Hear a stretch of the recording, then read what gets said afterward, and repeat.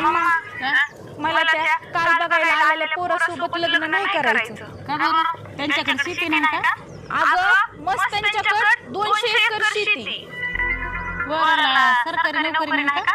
नाही ग, क्लास 1 अधिकारी मुक्त्यो. आता मग तुला प्रॉब्लेम काय नेमका? काय मला म्हणतीस? अगं त्याचं आडनाव पातळ हगे. कसं वाटतं बरं? वैष्णवी पातळ हगे. बाई बरं झालंय बाई नको, बरं झालं बाई नको म्हणलीस ती. का नको म्हणते ना, कुणाला दिली ती त्यांना सांग काय 5 वेळा दिली म्हणून. बरं झालं बाई नको.